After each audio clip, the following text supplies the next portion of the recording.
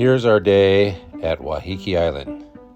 This is Brown's take on visiting Waiheke Island, which is about a 20-minute ferry ride away from Auckland. So here's what it looks like when we depart Auckland, a beautiful city line. And we hop on the Explorer bus, which drops us off at our first winery, which was called Charlie Farley's. Charlie Farley's was located right on the beach, beautiful beach at the end of the island, where we were able to see an entire stretch of beach. Zach said this beach was an average beach for New Zealand because they're all so beautiful. It was just an incredible day. Well, we ordered the clam chowder and the fish and chips.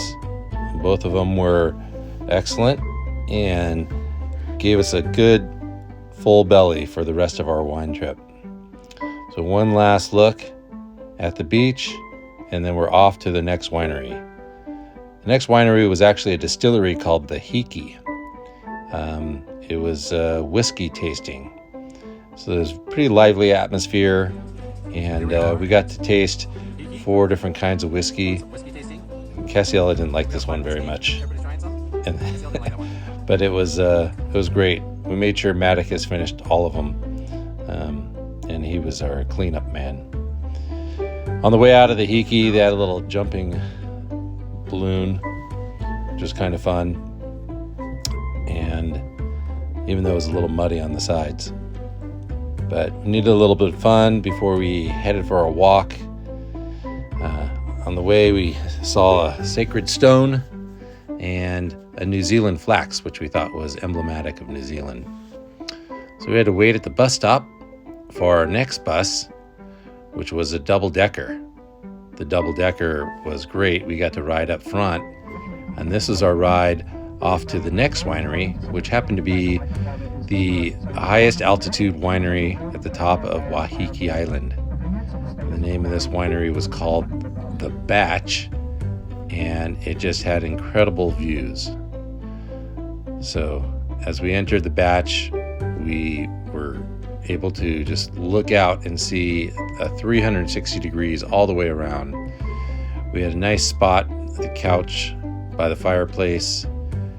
We ordered a couple of different types of wine, and then we also ordered some appetizers, aperitifs. So it was fantastic. There we are. So a little bit of look at food. We had everything from truffles to cucumber to marzipan, cheese, and fig. It was fantastic. One last view before we head off to our next winery. This one was called the Mud Brick. It was the most popular winery. It is on the richer side of the island. We went in and were able to, in a nice little enclave, be with a little group of people and try a couple of different wines. Again, incredible views. That's what it looked like from the outside. Then it was another quick trip on the bus, and this is our bonus stop, was Cable Bay Vineyards. We didn't plan on stopping here, but we had time. Very contemporary, modern restaurant and bar. We ended up sitting at the restaurant because it looked like the tasting was done. And that was pretty much the end of our trip. And I'm Matt Brown, and that's my take on Waiheke Island.